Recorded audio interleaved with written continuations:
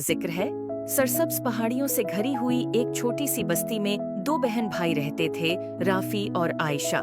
राफी, बड़ा भाई, अपनी चालाकी के लिए मशहूर था, मगर वो अक्सर अपनी चालाकी को शरारतों के लिए इस्तेमाल करता था।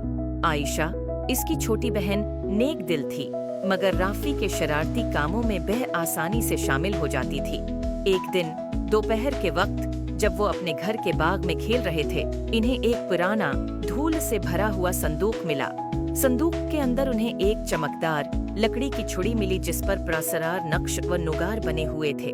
तजस्सुस से भरे हुए वो छुड़ी को अपनी दादी जहरा के पास ले गए। दादी जहरा की आंखें छुड़ी को देखकर पहचान से चमक उठीं।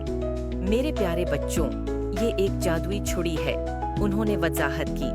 ये ख्वाहिशात पूरी कर सकती है, मगर याद रखो, इसे अक्लमंदी और नेकी के साथ इस्तेमाल करना चाहिए।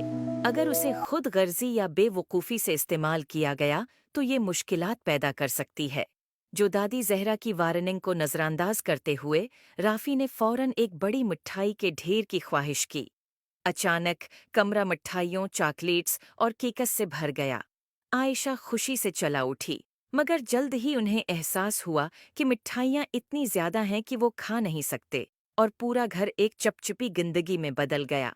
जिंदगी की परवाह किए बगैर राफी ने दूसरी ख्वाहिश की। इस बार इसने एक सुनहरी साइकिल की ख्वाहिश की। एक चमकदार सुनहरी साइकिल जाहिर हुई, मगर ये इतनी भारी थी कि चलाने में मुश्किल थी, और जैसे ही राफी ने उसे चलाने की कोशिश की, वो टूट गई।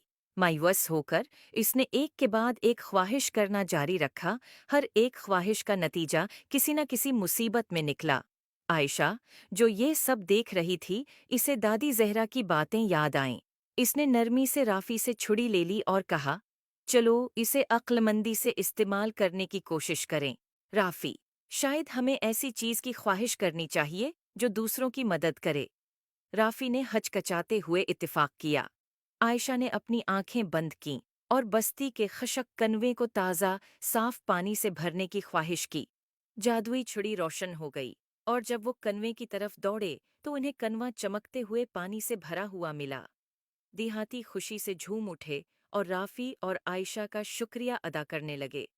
उन्होंने जो खुशी बस्ती को पहुंचाई, उसको देखकर राफी ने जादुई छुड़ी की हकीकी ताकत को समझा।